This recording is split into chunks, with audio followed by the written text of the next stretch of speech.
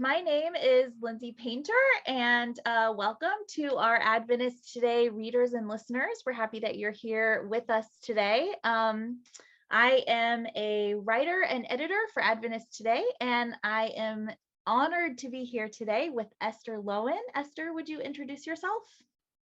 Sure. Yeah, thanks for having me. And it's been great to spend a few minutes catching up, Lindsay. My name is Esther Loewen, and I live in Southern California in Redlands, and I was an Adventist pastor for 16 years, all the way up until July of 2021 when I came out as transgender.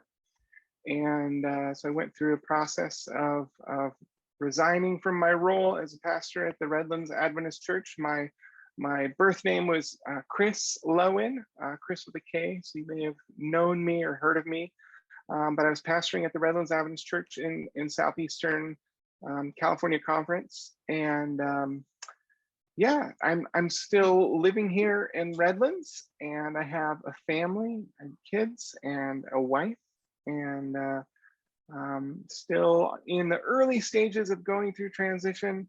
But I came out publicly on my social media platforms right around National Coming Out Day, which is October 11th. So it's been not quite a month since that happened, and I've been coming out to different family members and friends and stuff over the previous 12 months or so.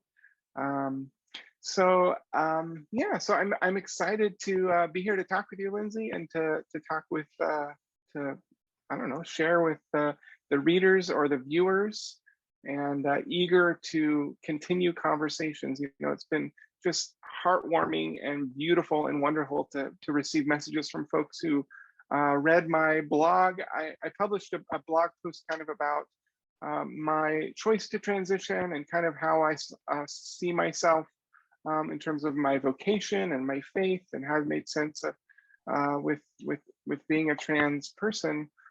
You can read about that if you want. You can go to estherloewen.com. I actually own that domain, but it points to krisloewen.com. I haven't gone through the process of getting my website all re-updated with my real name, but anyway, either one of those, estherloewen.com or krisloewen.com, it'll take you there, and you can click and read the blog post if you'd like to. If you're find a connection with the conversation that we have here, or by reading the post, I'd love to hear from you. Feel free to reach out, send me a message. It's been really, really beautiful to connect with new friends and old friends, and so many people that I was classmates with over the years, or who were part of churches that I pastored. I was at Walla Walla University for 10 years at the Walla Walla University Church. And so lots of students that I had across the time that I spent there who reached out to me and said, oh, hey, I'm queer, I'm trans, I'm gay, or whatever. Or I, love everyone, and I've been uncomfortable with not being able to love everyone, or, whatever it happens to be. But it's been heartwarming to connect and to find new friends. So please don't be a stranger. Oh, I love that. I love that you've had like students and people from your past reaching out to you. That's wonderful. So you mentioned that before your transition, you were a pastor. Tell me a little bit about why you decided to go into pastoral ministry in the first place. Sure. So I grew up at part of the Seventh-day Adventist tribe. I'm multiple generation Adventist, and something that I've learned in the last year, I did a spiritual genealogy of my family, and there are like 6 or 7 pastors, within 5 generations of me, and all but one of them were Adventist pastors.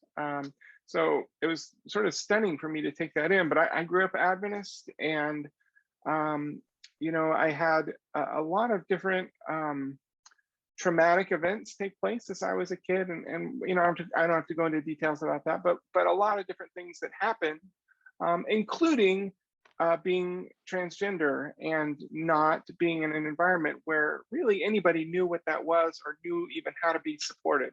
I was a child in the 80s and 90s, and people like me were, we were the butt of jokes, which sadly we still are in some ways, but it's a lot better. But there's a lot of trauma growing up trans and being confused, and but so one of the ways that I made sense of the world that I was in was through the Adventist worldview, and it really helped me to bring structure to some of the chaos that I was experiencing.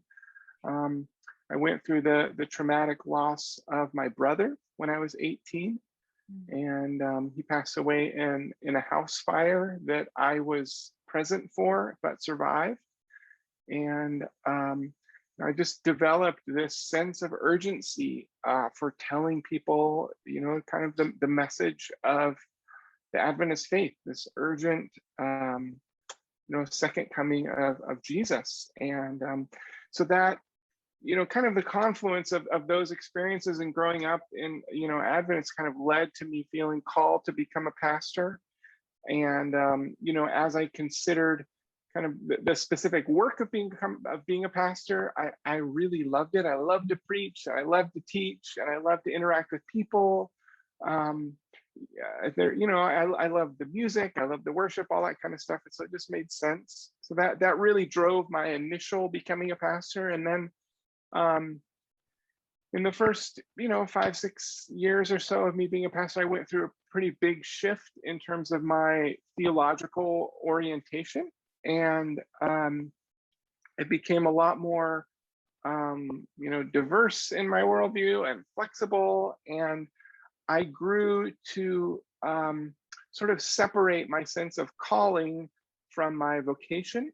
And so, I was working in the vocation of pastoral ministry, but I started to understand my calling as being this thing that was sort of transcendent from my actual work that I was getting paid for. And that ended up being a godsend over the years, but especially recently. But I really developed a sense of that God had called me into the world to be a person who helped create inclusion. And so very broad, but like deeply true and important for me. And so that kind of helped me to align my pastoral vocation with kind of my soul. And of course, depending on how one practices pastoral ministry, that idea of like being about inclusion can, it really can fit nicely. It obviously can be in conflict sometimes too, as we're all aware. But like for me, pastoral ministry was a really helpful platform for pursuing what I felt like God put me on this earth to be about. And I still feel convicted about that calling, that personal calling of being about inclusion. And so, yeah. Wow, I love that. I love that being in the world to create more inclusion. That's really beautiful. Yeah, it feels good. And like it's funny, even though I'm not a pastor by vocation anymore, I still identify as being a pastor. Like I haven't given up that. Like I guess I don't really have the title because I don't have the position, but that I still claim that as a part of who I am. And maybe someday I won't anymore. I don't know. Like we change, we go through shifts in our lives and whatnot, but for right now, I still identify as a pastor. And so it's, and a lot of that is because of that sense of mission. In your blog, you mentioned that this emotional transition, because you only recently publicly announced your transition, but this has been happening internally for you for quite a long time. Do you want to talk a little about what it was like being a pastor and also having these realizations about yourself? Yeah. So I think that it's been a really slow burn, sort of coming to the realization that I was trans. So, even in the last year where or year and a half or so, where I've made a very conscious effort of um, exploring this part of myself. Um, Before that, there was, awarenesses and things that came up, but it wasn't like something that I knew about myself or would be able to say. It was like I had many, many different experiences, but in my mind and in my psyche, they were all discrete. So I had this feeling for a while, and then it would go away, and I had this thing that I, went to therapy over and, tried to work through and whatever. And so, um, so like over the course of my pastoral ministry, me being trans wasn't like an active secret that I was, hiding or whatever. There was a period where I thought, I'm probably trans, but I don't need a transition and I can be content. There was a period of that. And but certainly in the last, couple of years, as it was sort of becoming clear that I needed to look at this, I was experiencing more distress, more fears, more suspicion, more depression. I was having some, physical, medical manifestations of that stress come up in my life. So I asked my therapist in January 2020, was the first time when I brought it up to her and said, look, we need to talk about this. This is something that I need to figure out what's going on with this. So over those years since I brought it up with her, I felt everything. I felt confusion, a whole lot of shame. I felt apprehension, and then fear, and then complete terror. I felt incredible sadness and grief. I've gone through periods of just feeling enraged, really, really angry at the church and at the injustice that I knew was coming my way in the future, or what I perceived to be injustice. Went through phases where I felt guilt for my own complicity in causing suffering on other people who maybe were in similar situations that have crossed my paths, or certainly have crossed paths with the church institution. And then, later on, there was, more developing pride and joy and relief and peace. And so it's been, the whole gamut in terms of what it's felt like. But, something I want to say is that as questions for myself, like as they came up over the years about my gender, and about like, well, I wonder if I'm trans, or what about this, or what, like, I had many, many, many, many reasons to conclude that, oh, no, that's nothing. That's not. I had many, many reasons to dismiss them. I had all the reason in the world to dismiss them, in fact. And, and so we live in a culture where there are incredible consequences that trans people face, even still way less now. And I've been stunned at how few of those consequences I've ended up having so far. I've definitely gone through loss, but I've not lost nearly as much as some of the trans people who have come before me. And so, it places a lot of pressure, especially I think on adult trans people who are professionals or whatever, to like be right, because like as a pastor, if I even just named that I was having these questions, it's the scarlet letter, and that's like, and I don't think it's just only for pastors, but definitely I felt that pressure. And so there were a lot of incentive to pretend and to play the game and to justify it in whatever way and to talk it down and whatever. And so, just it's been hard. It's been hard. It's definitely not a zero-sum game to ask these things. So you mentioned that it was January of 2020 when you first talked to your therapist. Is that the moment that you knew you needed to be fully out, or was that a different moment for you? What was that like? It was definitely a gradual unfolding, and I think that there were many moments along the way where it became clear that I needed to, and there were a number of things that I needed to figure out. So there are at least 5 different like axes or whatever that were important for me to work out in terms of answering that question of whether or not I ought to transition. There was kind of the philosophical, scientific axes. Like what does the science say? And like I had always known way more about trans people than anyone I had known in my whole life, but I was very cautious about letting that be known because it was so sensitive. But there was still a lot more study to do. There was kind of the personal awareness piece, like are my perceptions accurate?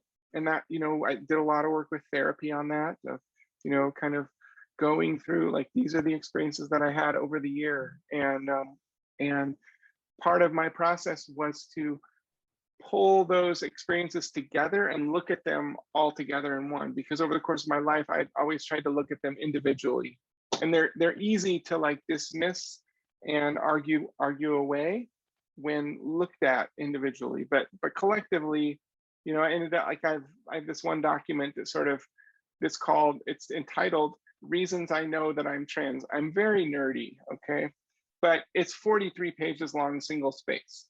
That was part of my work through this process, was like the reasons I know. So that, so there's a personal thing.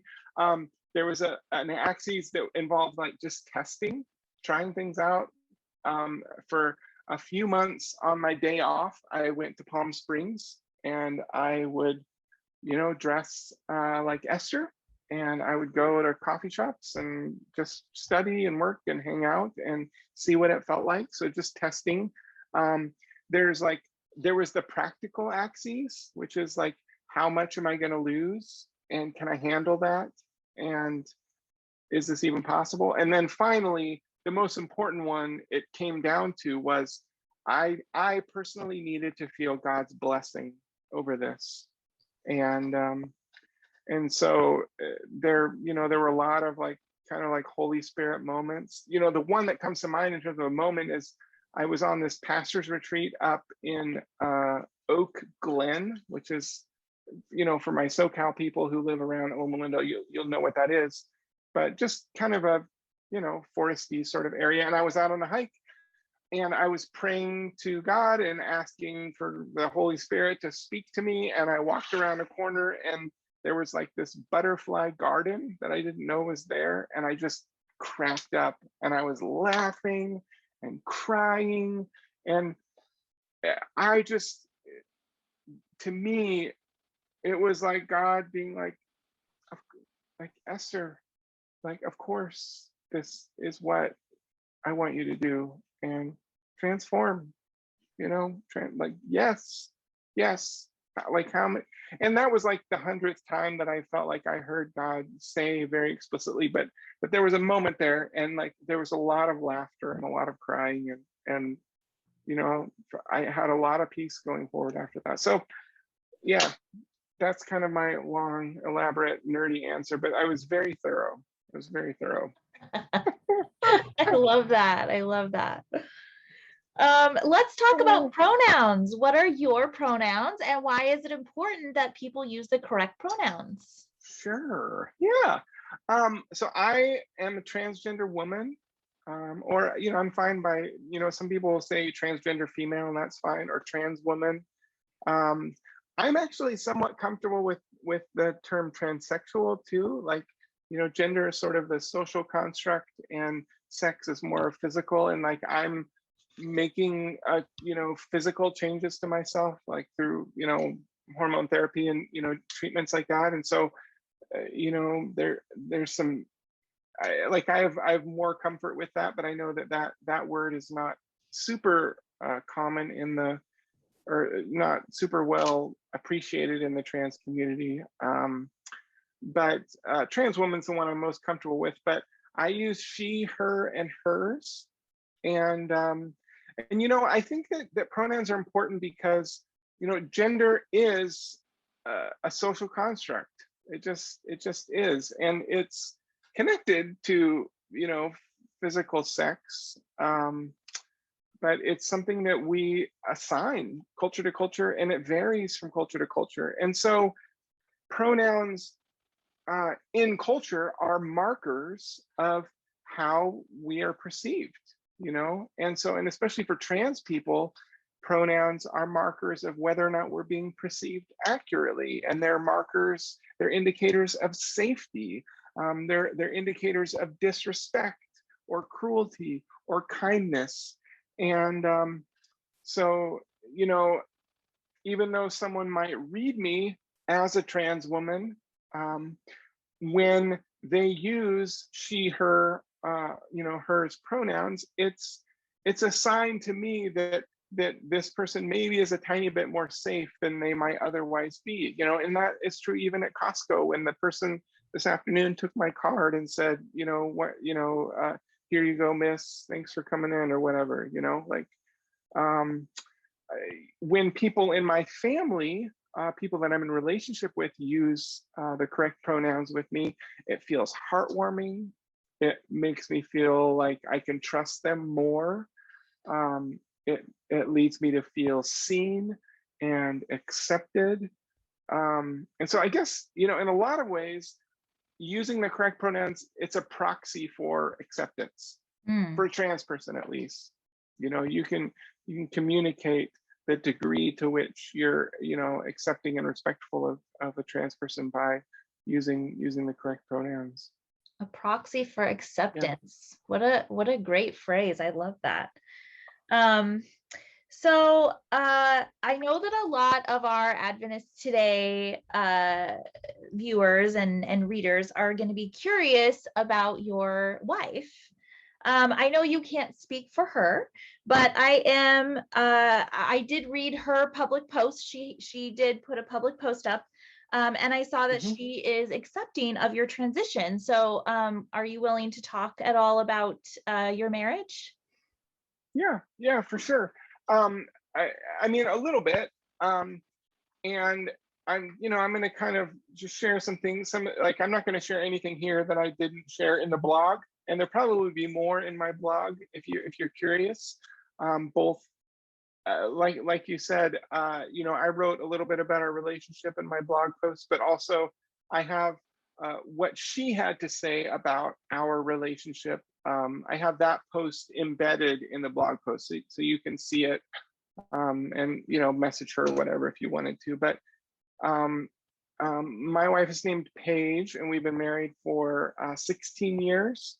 We got married on a Thursday night during the quarter at Walla Walla College.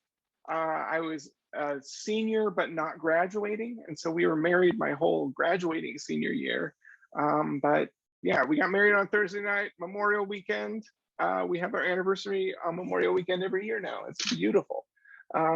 But my wife and I, we met on the first day of first grade at Rogers School in College Place, and we went to school together all the way through grade school. From then on, all the way through high school, graduated together, and we just became really close friends, especially in junior high and high school. We went through some similar struggles with each other, some shared trauma. We both came from homes that had experienced divorce, and so we shared some of the pain that comes from that for kids, and we really bonded. And but it didn't blossom into a romantic or dating relationship when we were in high school or anything, even though I wanted it to. But shamefully, I believed that despite our connection, which has always been very deep and intimate, and with many shared secrets, this part of myself, I just believed that it would be a bridge too far. I was scared of that there would be, she would feel betrayed. I was scared that she just wouldn't be able to do that. Um, and I know that that is true for a lot of trans people who come out to their spouses. And I say that I believe that, like, to my shame, because she didn't miss a beat. I mean, it's been hard, and it's been a transition for her as well. It's been a huge adjustment, and we've done a ton of therapy together and many support groups. She has her own support group. We've made friends down here who are couples like us, who have trans people and their partners, and they've stayed together through transition. So we know that it's like possible, and that people are happy. But it's been, yeah, like I said, I feel ashamed for ever questioning, because it's been stunning, and like our relationship has never been stronger. And in terms of, like, I mean, something that, like, some people I think sometimes confuse is that gender identity is different than sexual attraction or sexual orientation. And sort of, so usually there are a lot of the word, not a lot, but like, when we talk about someone who's gay or someone who's lesbian, those words both have something to say about that person's gender as well as the person that they're attracted to. And so sometimes sometimes people can assume that a trans person, that transitioning genders will also have something to say about their sexuality. And in my case, I've always been attracted to women and still am. And so, like, for me, like, I wanted to stay together with my wife. That was what I wanted more than anything. And it's what one of the huge things that kept me from being honest about these things, was that I didn't think that that was possible. And like I said, I'd been a child, like my mom had been through divorces, and my dad had been through divorces, and I'd seen how difficult it can be. And it was something that as a child I had suffered with. And so I really wanted to have a different experience than that. And what I learned, like, almost immediately in going to marriage, is that we can't control whether or not, like, we're like, we may, like, I may want to be married, and it's it still it takes two people, and we don't have control of it in marriage. And so it was something that I had to work through, that, like, it doesn't really matter how hard I try or what I do, like, ultimately, it's something that we have to choose together. And that still in its moments feels exposing, because it's it's something that we have to choose every day if we want it. And and I don't have any kind of, like, judgment or negativity against those who have gone through marriage and who have become divorced and have stayed divorced, or who have remarried, or what. Like, I know, like, I don't have judgments about that. I just know that as a younger, more immature person, I wanted to do everything I could to avoid that experience that I had gone through as a kid, that had been really hard. So what I can say today is that our relationship has never been closer. And we have so much, I mean, we've had a lot of joy over the years, but like, we've had struggles too. And we've experienced infertility, and we've experienced postpartum depression. We've experienced struggles with, like, my career of being a pastor and how stressful that can be, and then the stress on top of Paige, who never asked or wanted to be a pastor's wife, and yet who showed up year after year after year. And, we've been through a lot. So it's not like it's been, perfect or whatever. But we're in a really, really wonderful place right now. And I'm so grateful, and she's grateful. And we're like plowing ahead. And I've never had more respect or gratitude to be married to this woman. And I am just in awe that I get to live my life with her, and that, my kids get to have her as a mom. And she's really just an absolutely amazing human being. I'd never met someone who is more tenacious. Anyway, we could just go on and on about how wonderful Paige is, but we're fine. We're really, really good. And I know that, like, there may be people who have a hard time believing that. And they don't really know what to tell you, like, especially if you're not in relationship with us. Like, I'm sorry, but like, we're pretty happy. Yeah. And It's kind of not their business, right? it kind of, you said it. But like, really, I don't really know what to say. But yeah, I mean, we're great. I mean, we're pretty thrilled, and our kids are fine. I mean, I'm not so Pollyanna that I don't anticipate there, being challenges that come up. But like, we have a really good rapport right now, and our kids have lots of support, and their teachers are enthusiastic and wonderful, and they're, their schools are supportive, or their school is supportive of them and aware of their what it's like for them to go through this process with their parent. And we're open to where things go in the future. So I'm just I'm grateful, and I'm happy, and I'm just like, we're like, it's funny because it's like, we're, in terms of like our life at home, like, we're still like, I still do all the cooking, and like, I'm, pick up the kids from, like, we're just living life. Like, not that much has changed. The trans agenda, right? Right. Yeah. And like, take care of your kids. For us, the trans agenda has included like mowing the lawn, Yeah, and walking the dogs. yes. So watch out. So, what led to your resignation from pastoral ministry, and what was that like for you? It was really hard, really, really, really hard. And I mentioned in my blog post, I can't discuss the details of that a lot, because I agreed, with my conference center here to keep it confidential, and I want to abide by that.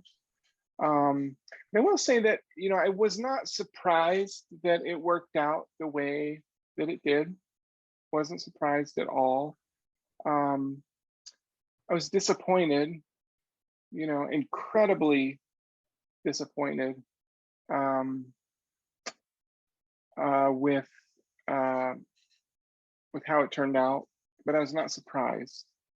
The Adventist, denominational policy, and policy specific in this conference, was that they, disqualify LGBTQ people from being, certainly from being pastors. But I, my sense is that there's some other, maybe less formal ways that LGBTQ people are disqualified from other employment as well. But certainly there's official policy that pastors cannot be out open, queer people. And what I also learned is that United States law protects employees explicitly for against being terminated for being trans or coming out as trans. And they do so explicitly for every vocation except for clergy. So as it turned out, I was unfortunately in the solitary only field where I could be legally dismissed because I was trans. And that was, again, not a surprise, but still, you know, a tough pill to swallow. And so, I mean,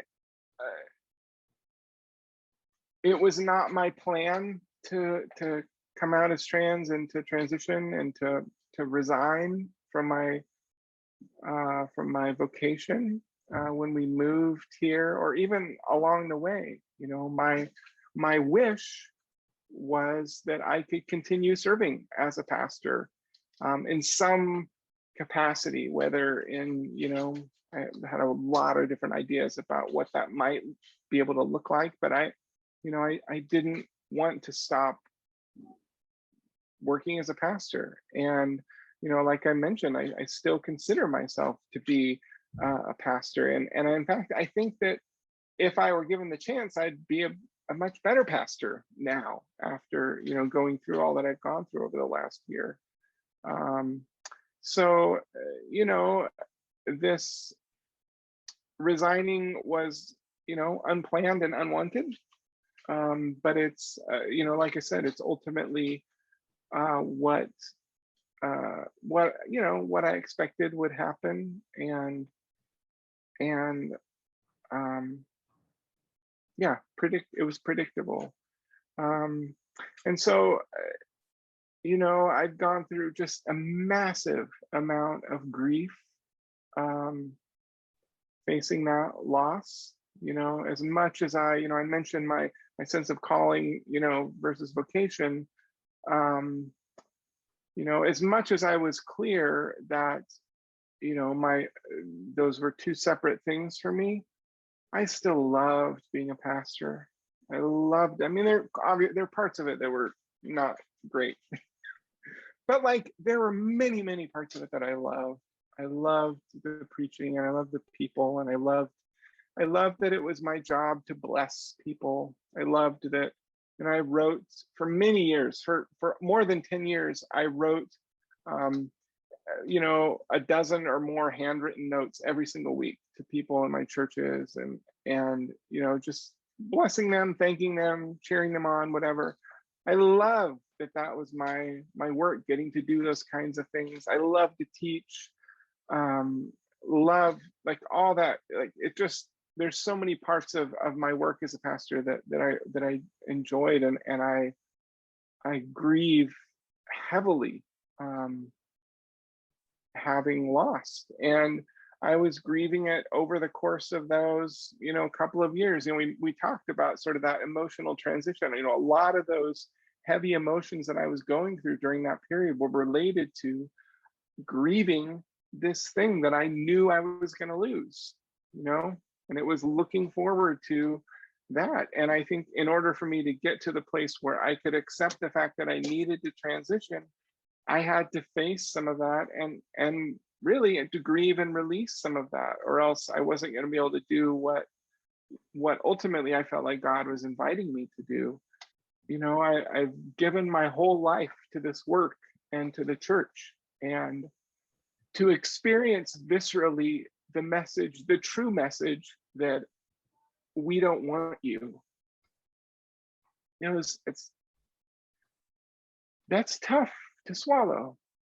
And, you know, for a lot of years, especially as I moved from being, you know, a fundamentalist young person, you know, at the end of my undergrad years, and then sort of going through my first rounds of deconstruction as an early pastor, I started to have a lot of fear about what would happen if the church found out that I, you know, didn't believe in the literal 6-day creation or whatever, you know, in whatever minor way that I was not in alignment with the church. Like, you know, I have my ears pierced gloriously, and never once as a pastor taught that people shouldn't wear jewelry, just could not do that. despite the official teaching of that. But I had a lot of fear about what could happen to me, and I made a conscious commitment to myself and to others and to my wife, like, I'm going to stay as a part of this tribe as long as I'm wanted, as long as I feel like God's asking me to be here, but certainly as long as I'm wanted. And there was solace in that, but man, it really, really hurts to actually come to that place of like, oh, I'm not wanted. Mm. Wow. And like, it's a little bit astonishing to me, like, that I'm not wanted over this, because like I get why gender transition is a big deal for me,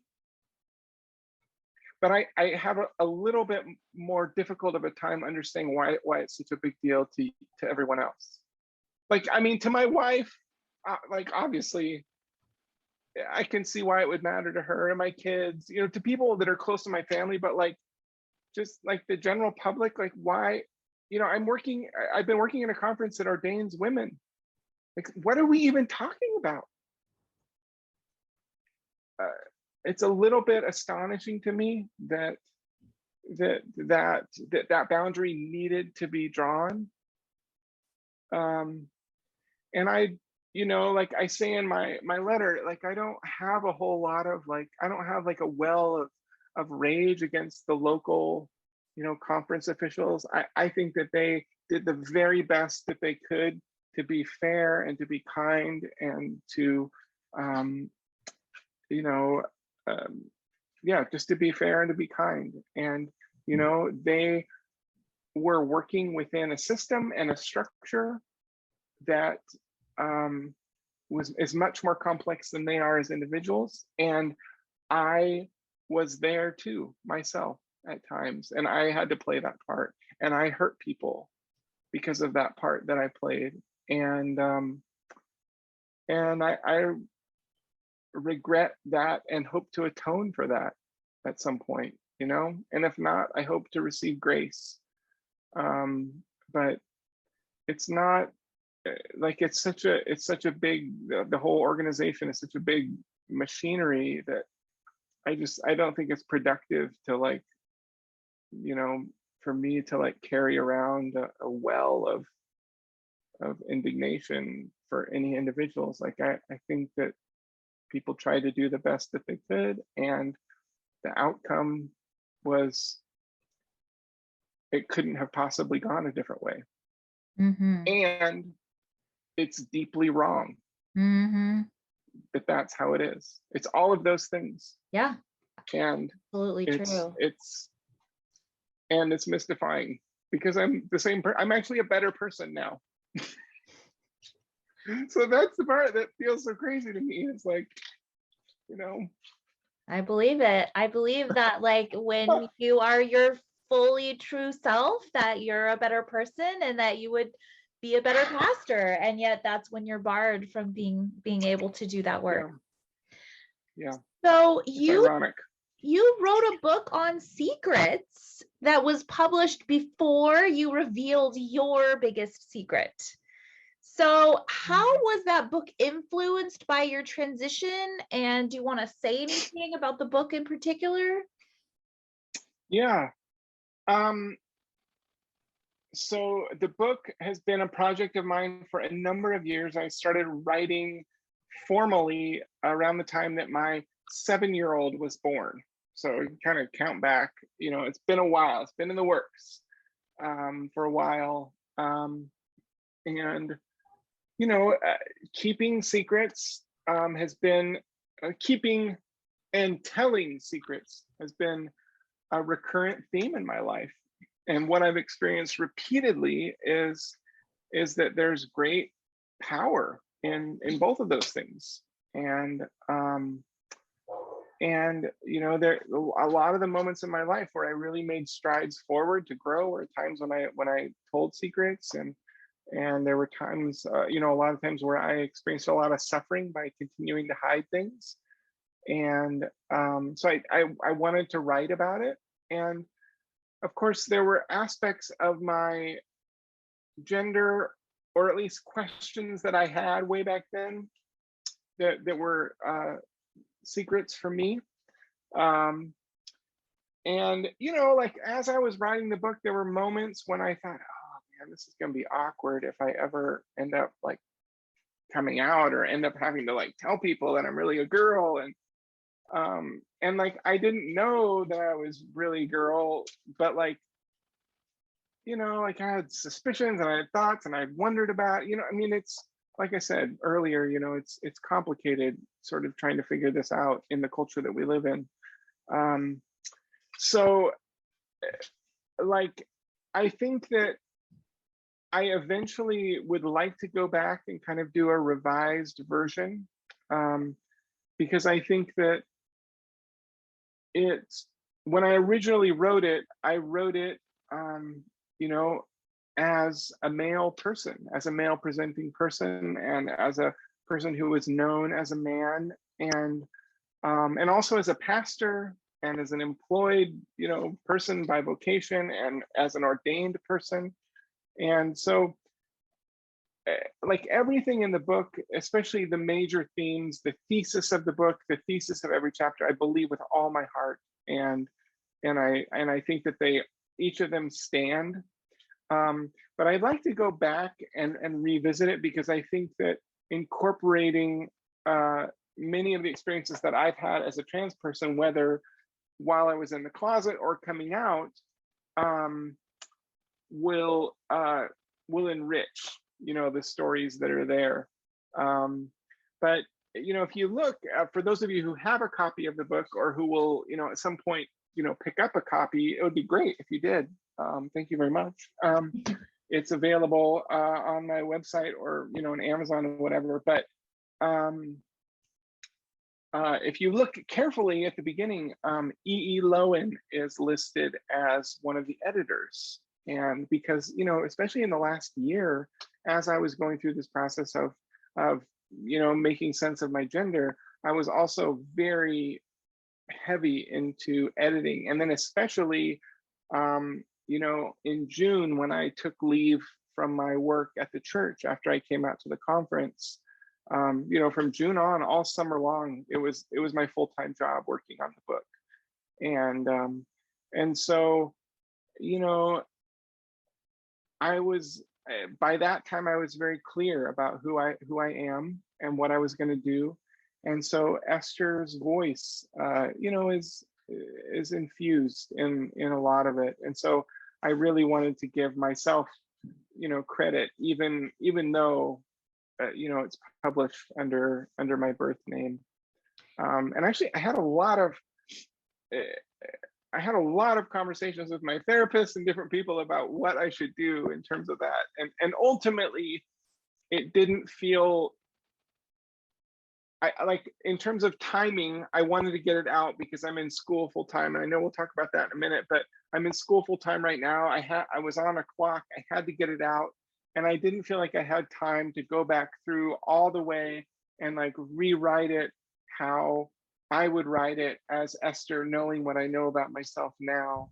And so I felt better about putting it out as it was, and then listing E.E. Loewen as an editor.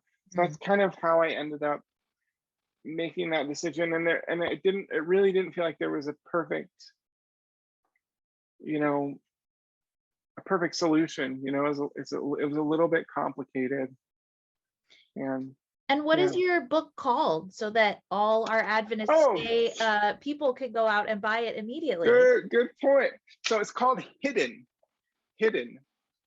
And the subtitle is Why Secrets Hold You Back and Launch You Forward. And that's the thesis, is that secrets can hold us back, and they can launch us to the moon. And I've lived that on so many levels, and not just in terms of coming out, which is obviously a huge telling of secrets, and hiding of secrets, but in lots of different areas of life. And there's some ways that secrets show up in our lives that are maybe we don't immediately think of as being secrets, but really are. Like there's a chapter on self-deception, for example, and so that one's kind of fun. And there's kind of a wide array, and the book ends with a discussion about how and when to disclose, and kind of about boundaries, and what are some of the guidelines that we should put on ourselves when we're thinking about disclosing. So I feel like there's, it's practical and interesting. There's a degree to which it's memoir, like personal stories in every chapter, but also, lots of other stuff that I'm interested in, movies and books. And, I mentioned the Scarlet Letter. Nathaniel Hawthorne shows up in the book in 2 different chapters, the beginning and the end. He comes back and we talk about Esther Prine, I don't even know how to say her name, and Pastor Dimsdale, and the whole book that I read first when I was in high school. And there it is, full of secrets. So so Hidden: Why Secrets Hold You Back and Launch Forward, and it is available. You can get it on your Kindle device through Amazon, or a print copy through Amazon, or I actually have print copies at my house. I can mail you a signed copy if you buy it through my website. So there you go. And what are your plans as you move forward now? Well, I mentioned I'm in school, so the way I'm kind of conceptualizing is I have sort of the second half of life in front of me, and I have great gratitude for having been able to be a pastor for the first half of my life. And it was wonderful and hard and beautiful and gritty, and and I think that I probably would have stayed a pastor forever had I been able to. And I probably could have found spaces where I could continue to serve in the vocation of pastoral ministry. But I think that as I went through this experience, it was sort of an opportunity to rethink things, and to sort of think of this as an opportunity. And I feel like a lot of times, change that is thrust upon us, if we have a courageous enough of an eye, we can think of it as an opportunity, or at least ask those questions, what opportunities are here? And like,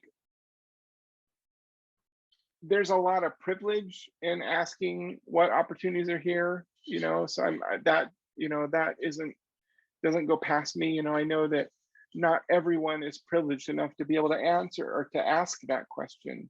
And in my case, I was able to, and that's a huge gift. And so, I weighed some of the opportunities, like, could I go work in a different denomination, or could I become a chaplain or whatever? But ultimately, if you're a clergy person, you are beholden to different organizations for being credentialed. And after having just walked through this season where my credentials were removed because of my gender, I wasn't feeling like really excited about continuing to take more risks, and to like sign up to to see whether or not I would get fired again.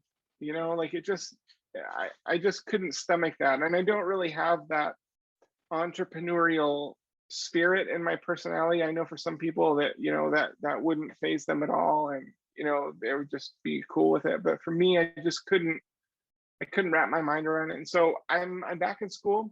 I'm in a master's program, a master's of couple and family therapy, to become a couple and family therapist.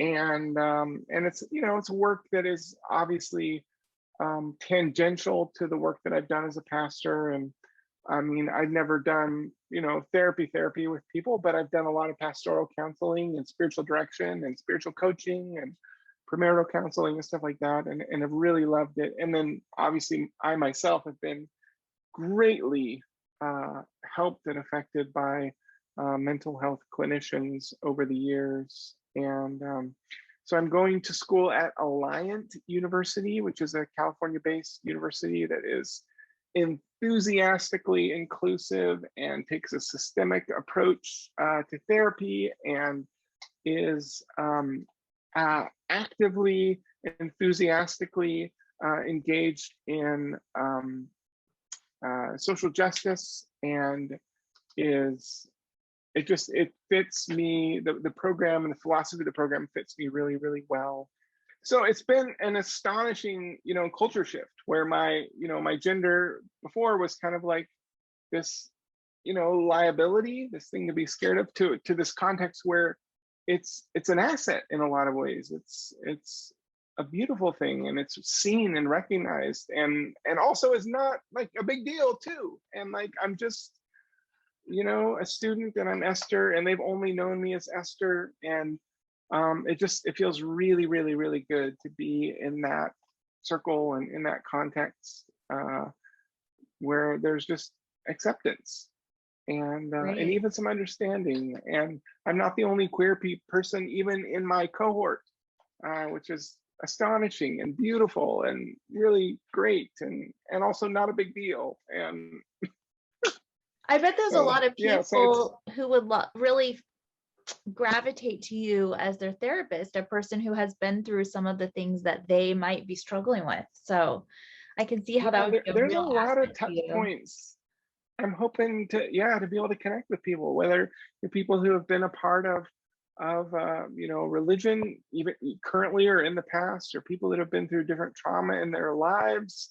Obviously people that are, especially people that are going through transition or questioning like there's all kinds of folks that I think that where our stories may cross paths, and where there may be able to be some trust there, because of that. And then of course more trust will be born. But I'm very, very eager to be able to serve folks in that way. And so it's a couple years down the road. I'm in class. I have 2 semesters of full-time class. I'm half 2/3 of the way through the first semester, and then there's like kind of clinical kind of stuff, and then it's a long haul, but we'll get there. So for the last question today, I just wanted to know, what would you tell your former congregations and any other Adventists out there who are curious about you and your transition? Do you feel like anyone in your congregation is asking, like, is this my pastor who I loved? Is this the same person? Yeah. It's, there's a part of me that, some of my fear and some of my guilt was about how my making sense of my gender could affect my, congregations, present or past. And in the end, I had to choose to do the thing that I believed that God was leading me to do. And I think that's the best that any of us, can do. But it's a disquieting and uncomfortable spot for me to be in, to acknowledge how my choices, or even how this played out, could have affected people negatively. And there were parts of this process, especially even just in the last year, where I had decisions that I made, and there were points where there was decisions that were made for me, and I kept a lot of things really private. And I don't know if that was the best decision all the time or not, or there's a lot of second guessing. But so I guess my first thing would be, I just want to apologize if this has been disillusioning for you, to see me go through this, and if it's been disillusioning instead of inspiring. I've heard from a lot of people for whom hearing and seeing my story was inspiring. And I know that maybe that isn't the truth for everyone. I also believe, and this isn't to make light of it, but I believe that there's an arc of spiritual leadership, and I don't think that spiritual leaders. I think that in general we have spiritual leaders in our lives for a season, and we go through a period of what I call enchantment, where we're like just totally blown away by this teacher and we learn so much and we're blessed by them. And then we go through a point of disappointment and disenchantment, and that's inevitable because every spiritual teacher is a human being. And so like we outgrow them in some way, or we grow tangentially to them or whatever, but we go through a phase, enchantment, then disenchantment. And then hopefully, if our hearts are open and we've, processed that loss, then we get re-enchanted again. And I think that cycle is actually a normal process for spiritual growth. And so I don't think that we have to be destroyed if we become disenchanted by people who helped us along our way. I think that there's a way of both acknowledging any pain that may be there, and also recognizing the good that came, and wholeheartedly reaching into and accepting what's next. I can't help myself and get into this, teaching thing or whatever. But so that's kind of what I think. And what I would also say is that if you've ever been touched by my work, if you ever heard God's voice through something that I've said or read or done, if you've been challenged or inspired, it was not in spite of who I am. It was not in spite of being trans, but because of it. Part of the reason that I believe I was able to connect with people is because this is who I am. My depth as a human being and my depth as a spiritual leader is very, very much rooted in gender, and that has flowed out of me for years and years and years.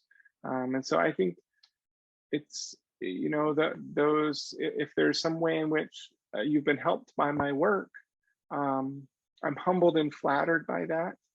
And I'm also deeply convicted that that was real, and that it's based, in who I am. And then, a really quick last thing is that you are loved exactly as you are.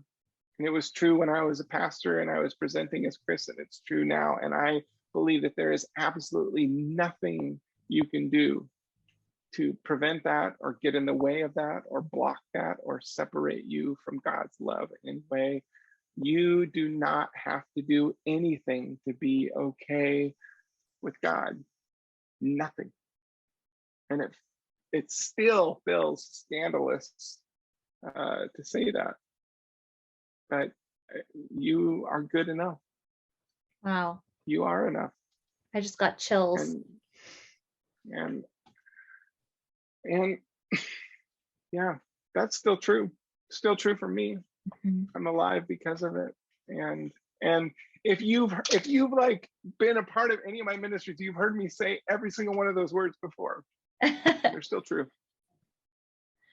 Thank you so much for sitting down and talking to me, Esther. It was just a blessing and a joy to talk to you today. For me too. Yeah, thank you so much for taking the time and reaching out, and for crafting such great questions. It's been fun to reflect and wrestle a little bit. It's really, really good. I love this sort of thing. Thank you very much. Yeah. And I would love, anyone who's watching, like I said at the beginning, like reach out, send a note, send a message. And if you don't have any, you can't find a way to contact me, I'm sure that, Lindsay or any of the folks at the Adventist Today could, connect us or forward things or whatever. They have my contact information. So, don't be a stranger.